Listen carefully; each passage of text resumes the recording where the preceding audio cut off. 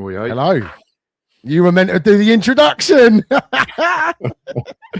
start that again. Just rewind 10 seconds. Welcome to the Off the Tools podcast with me, Andy Jones, and Wayne Bettess. Sorry about that. He literally looked at me like anyone that's watching this would have seen his face. He was like a deer in headlights there. He was like, oh, yeah, that was me. Like, what's Wayne doing? Why has he not done the intro? Anyway. I literally said it 10 seconds before we started. You do the intro. And he was like, yeah.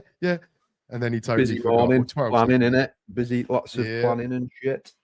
So what's today's title, Mr. Jones? Today's title, The Breaking Point. When your business starts cracking. Do you know when it is? All been there, haven't we? Oh, yes. Can you see it coming? Do you know when it's coming? Do you put your head in the sand? Do you hope time will fix things? That's a common one. Just stick with it. See that a lot in the forums. The problem essentially comes when everything hits you at once. So, for example, if your business is propped up by the requirement for a certain number of engineers, it might be 1, it might be 5, whatever that might be. If losing one engineer tips you over a cliff, that's an individual problem that potentially can be dealt with. But if it's multiple things at once, so for example, let's say one of your engineers leave, he might be your best engineer, then your leads have dropped at the same time, and cash is tight, that's when you can be in a problem. Me and Wayne have both experienced this in our own heating businesses in the past, and it can cause a lot of problems, especially if you're trying to continuously scale. You need those engineers out there, or you need your own diary full to ensure that works, whether it's customer acquisition or making the right amount of profit. A slight point on that leads dropping. One thing I have noticed a lot of, and the companies are focused for taking advantage of this at this time of year, all of the, what would you call them? The subcontracting type lead provider type companies. So think Corgi Home Plan, that pay around 35 quid, fucking horrendous, 35 quid a boiler service. There's a lot of lads, and we've said this before, most guys are very dependent on subcontracting work. There's a big difference between being self-employed and having your own business. Most self-employed lads do bulk of their stuff through subcontracting, whether it's from builders, letting agents, or through these kind of platforms, your home serve, Corgi Home Plan stuff. One guy I saw, they were paying him £35 a service, and he increased his rate to 38, and he lost them all. They took all of them off him. He didn't get a single phone call after that. No way. Oh my gosh. Your leads dropping instantaneously, isn't it? And this is the problem, really, when you lean into that subcontracting style of work, that work being provided that's technically not yours. Obviously, we always stress in the group about building, certainly as the core of your business, building it to be individual, private, domestic homeowner customers. So there's lots and lots of pieces, as opposed to building your entire lead generation from, let's say, a couple of builders and a couple of letting agents making up, your entire diary. One of those goes, it's 25%. If you want to keep it even, that goes, and that can be catastrophic overnight. Whereas if you lose one individual private domestic customer, it's just one out of the larger pot. But these kind of scenarios can produce massive gaps in the diary, and then the stress kicks in. Yeah, then it just... The trick is obviously to try and stay aware of all these multiple things happening at once. Obviously, it's not usually the individual cogs in the machine. It's when multiple cogs break at once. Yeah. Yeah, no, definitely. And I experienced it a couple of years ago now, didn't I? Where I lost my install team and my office manager all overnight. And, it was multiple things. It was I lost the person that quoted, I lost the person that installed, I lost the person that booked in the jobs and dealt with the inquiries. So it was a major impact, and the cracks certainly obviously grew in that period until I overcome it and solved the problems. But it can be quite scary, can't it, when things start to unravel a little bit? Yeah, because again, when it's multiple things. So, for example, if your business, let's say it needs either it needs 3 engineers to sustain it, but you've got 5. If you lose one, then it's not a big problem. Yes, your profit will drop, but the turnover is still safe, and the business is still stable. Then you can hire then on a more relaxed basis as opposed to panic hiring. Another scenario there is obviously if you're used to like the corgi delivering that work to someone. If you drop something like that, then you start panicking and saying yes to everything and anything. Then the next thing you know, you're fitting outside taps and doing unblocking drains and anything just to cover your ass. You then get stuck in that problem then. But essentially, it's when all of these things kicking at once, because then you're fighting to pay the bills, you're picking up work that you probably shouldn't be doing just to fill those gaps in the diaries. And that then obviously, we spoke a lot on here about being selective of what you say yes to so that you ensure continued business growth. If you're a gas lad and you're saying yes to unblocking toilets just to pay bills, they're not going to give you the future work that you want. But again, this will have come from a culmination of things. So as I say, if you've got 5 engineers, but you only need 3 and you lose one, then it's not a big problem. But if you have 3 engineers and you need 3 and you lose one, then it is a big problem.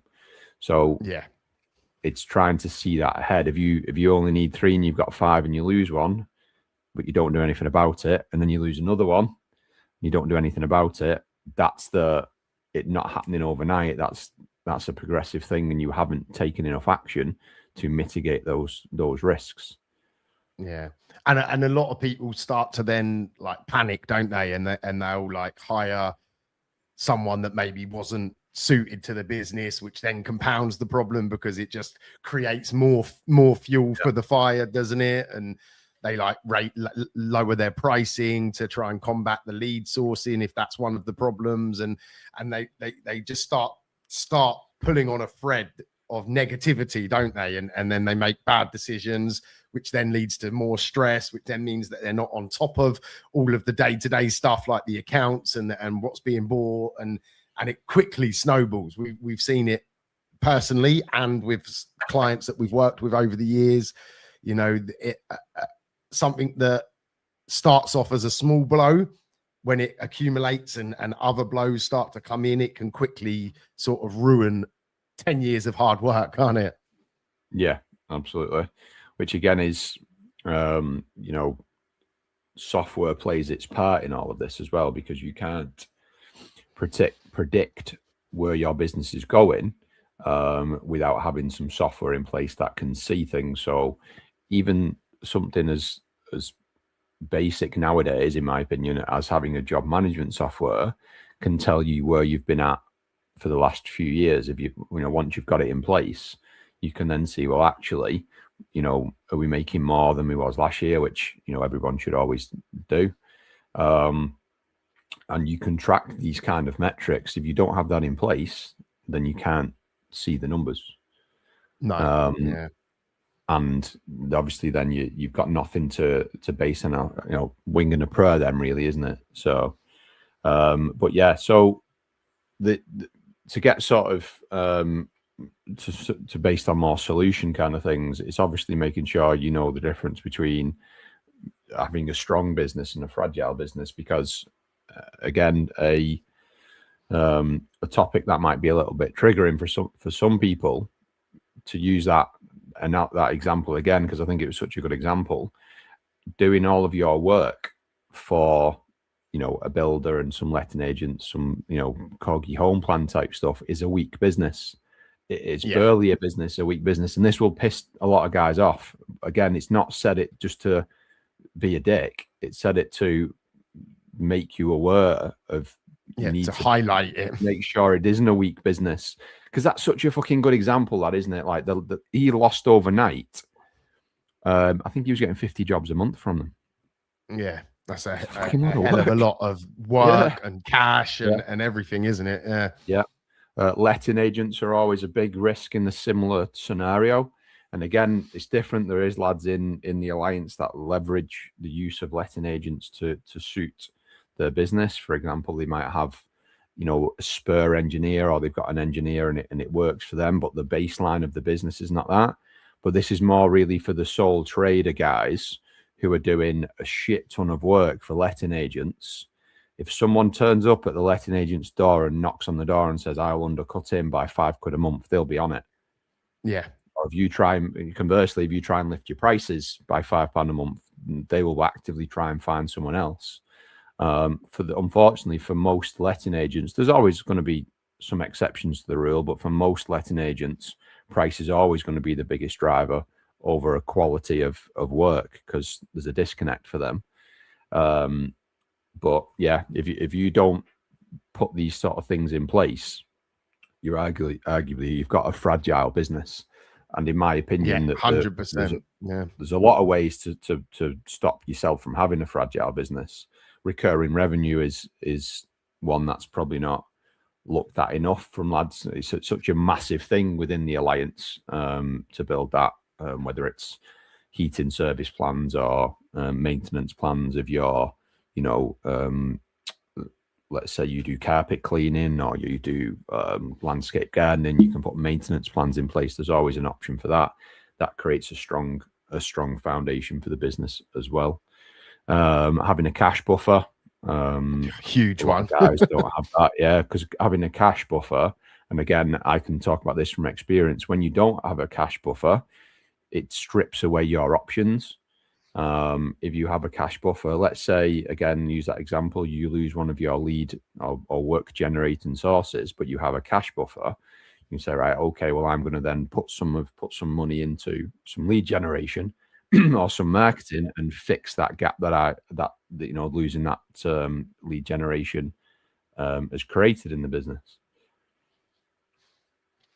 Yeah. You know, having funds available it doesn't even have to be like mega money, but it just buys you time and clarity to make better decisions. Because when, like we said, when you're getting these multiple blows, if cash then becomes an issue, then that becomes, you know, an analogy here I'd say is like a boxer. If a boxer can knock people out but it can't take the punches, you know, they're not going to get very far in life, are they? You know, they might make a few progresses by getting that lucky punch, but if they can't absorb those hits as they come, they're not going to be in the ring fighting. And cash flow, you know, is one of the major lifebloods of a business. So having some level of, like, I call it a burn rate in the business, having some level of burn in the business, so that if these hits start to come from multiple directions,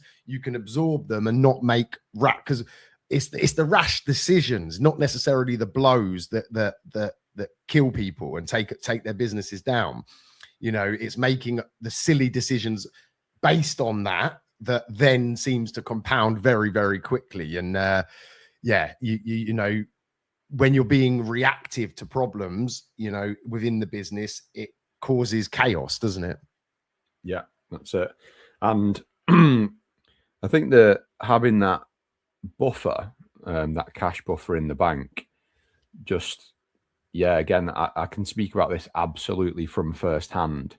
If you end up in a problem situation and you don't have a cash buffer, for me, it basically stripped away all my options within the business, because a lot of the time the solution to these problems is to push through and go aggressive and go forward.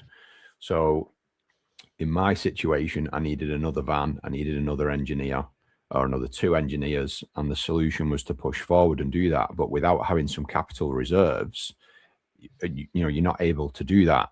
So that's like, it's about building out these contingencies, and it's not just a singular thing. It's a cash buffer. It's what we said about the work scenario. Don't put all your eggs in one basket when it comes to the work providing, whether it's the builders, the letting, etc. Because I spoke to a lad last year who is the entirety of his diary was from a single builder. That's all he did. All of his work was from one builder. I was like, well, what happens if the builder goes bust? Or he goes, I'm done, like, and I'm moving to fucking Australia, like. And he's like, oh, I never really thought about it. But maybe you should. But again, if he's not got a cash buffer and that builder up sticks, then he's goosed, and then he's hunting for a job quickly. So it's the cash buffer is as important as any of the other things, but it's those individual points that need to always be addressed, and it's something that we obviously attack heavily and off the tools when it comes to things like planning, even just basic stuff like planning for your VAT and your tax bills. If you've not planned for them, then it catches up with you, and when that bill lands and you're like, shit. And that brings me on to a good example. Over the years, there's been times where I've taken these hits, right? And over the years, I've learned how to manage cash better. So like a good example was a few years back, we had lost an engineer, leads were fairly quiet, and we had a big tax bill, VAT bill that had come in from the winter period. So I think I can't remember exactly, but it was like 15 grand or something around that, the VAT. So it was quite a big one. And I was like looking at the work, the quoting that was going out, looking at the team that we had available, looking at the cash. And I was like, oh, what do I do here? Like the VAT bill's being chased and needs to be paid. So I decided to put the VAT on a payment plan, right, over 12 months. So what that gave me then is funds in the business so that I could ride out that little month or two where we had lost the engineer, we didn't have as many leads coming in. So it let me, that was learned the hard way from before, where I'd pay everything and then have no cash in the business and be like, oh, now I'm stuck. Now I can't put more money into marketing or hire that person because I can't get the van because I've got no cash available. So being sensible with that is very, very important. And don't be scared to leverage some of these sort of cash flow management things. Like you can put, if you've got a high bill in your merchant account, the merchant wants their money, but ultimately they want to earn more money off you in the future. So you can normally negotiate, little payment plans that just buy you a little bit of a window just to get back on top of it. So don't be scared to do that. And that goes with work as well. If you've got good systems in the business, I can in less than 20 seconds, I can see all of the servicing work that we've got for the rest of the year. So again, similar to the money management, if I'm looking a bit quiet and the workload's not there, I don't have to panic. I can just contact customers from the next couple of months and put a little bit of effort into some marketing to those to bring that work forward. But I can only do that because I've got good systems. I've not used paperwork for 15 years. It's all digital. It's all in CRM systems like SalesLion and ServiceMate. So systems also play a big part in stop being a fragile business and becoming a strong business. There's so many different scenarios that can play out. And another thing, like if you only hire when you need to, then you're chasing your tail, aren't you? So what you should be doing is stockpiling CVs, stockpiling contacts that you can approach as and when you need to. If you do it once the engineer leaves, guess what? You're behind, aren't you? Now then you're going to lead to a bad decision, bad hire. So you can offset a lot of these blows that can happen with preparation and planning and having having resources available, whether it be staffing, jobs, money, whatever it might be, you can mitigate a lot of it by proper planning. What is that saying? Proper planning prevents piss poor performance. The 7 Ps or 6 or 7 Ps, whatever that is. I think it's a military statement, isn't it? And it's so true. Yeah. That prior planning prevents piss poor performance. Yeah. So sorry, any army people, anyone that actually knows what the phrase actually is, in case I've messed it up. I've probably added a P in there somewhere, but who knows? Yeah, that point that you've just mentioned there, Wayne, is again something that I've experienced firsthand, and that we try and pass that advice on to people, because if your business is dependent on a certain number of engineers, even if it's not, but obviously ultimately if it is, then it's vital. What you don't want to do is lose an engineer, then try and replace them, then lose an engineer and try and replace them, because what will happen is it'll chip away and chip away and chip away at the accounts until you're like, oh shit, I've lost a shit ton of money. Whereas if your business is set up right and your pricing is right, what you'll find is those, especially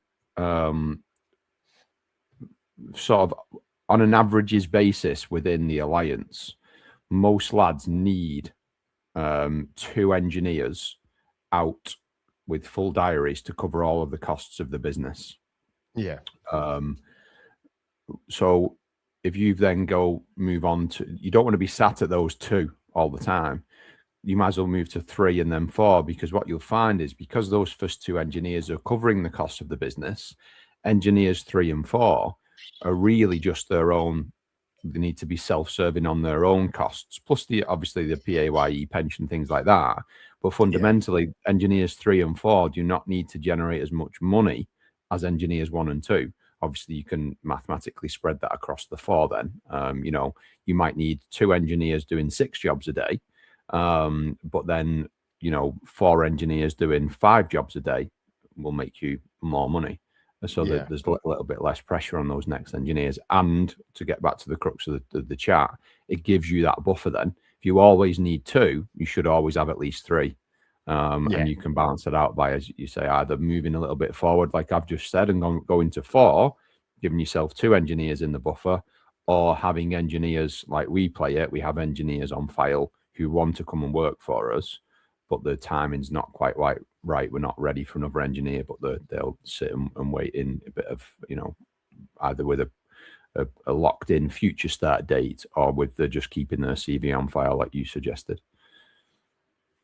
But to culminate the bulk of the conversation about this podcast, really, it's about knowing where the business is at, so you could look ahead, but also B, putting as many crash buffers, if you will, in place. Putting the tires around the track, so that if something goes wrong, you can realign, using a weird motorsport type analogy, but you break traction, you can probably save it if it's just one thing. But then if you break traction and then you land on a bit of oil, and then someone else on the track with you clips you, then there's a lot of things have happened at once, and you could end up being a bit fucked.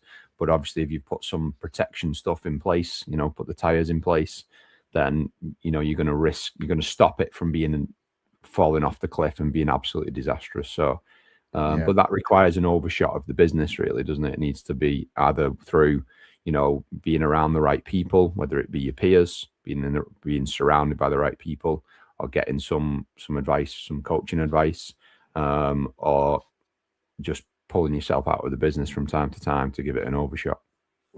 Yeah, because a lot of people sort of have these rose-tinted glasses, and things are going well, so they think it's always going to go well. But your business, whoever you are listening to this, these problems will surface at some point. Hopefully not all at once. But the question really is are you ready? Are you ready? Are you prepared if someone leaves today? Are you prepared if you lose that big contract that is the lifeblood of your business? If the answer's no, then that's your next task, isn't it? Is to start preparing for that doomsday, so to speak, scenario, so that you can survive and not let it bring you down and not let it take you out ultimately. That's it, exactly like that. Yeah. Any final words on this? I'd just remember, like, being busy tends to hide problems, you know. So you know, make sure that even if you are busy, that you find time to think about what we spoke about today and look at putting things in place. Ultimately, your business is there to make profit, and profit brings security. If you've got money and you've got a healthy, profitable business, then you can ride many storms, can't you? So make sure that that ultimately that you're profitable. And remember, when pressure is applied, it exposes the truth of who you are and what your business is. So if you highlight things that are in the business when you're under pressure, they need to be fixed. So the next round of pressure that comes along, you can have more security and more choices to make better decisions. Yeah, I think that's about it from me. Anything else you wanted to say about on today's session? You've got it there. Yeah, try and be aware of what's actually happening in your business. Really, if you've just created a job by working for these companies like I mentioned before, then you haven't really got a business that you can protect yourself with. If you're only working for a couple of different like facilities providers or whatever it might be, and one of them goes, they're volatile at best. The Corgi home plan is the best example I can think of, which was on the forum literally a week ago. 50 jobs a month gone overnight because he increased his price by £3. So yeah, be careful of what you generate your work from, or where you generate your work from, should I say. Yeah, definitely. On that note, we will love you and leave you, and we have got a webinar coming up, which is a live Q&A. Please correct me if I'm wrong, but I believe it's June the 16th, which is a Tuesday night at 7 p.m. It's open to anybody, whether you're in business or thinking of starting a business. Come along, try and make sure you bring some questions, because we're not coming to the table with anything to talk about other than what you guys ask me and Andy live on the webinar. I'll put the link in the description to this so you can register. So it's June the 16th, 7 p.m.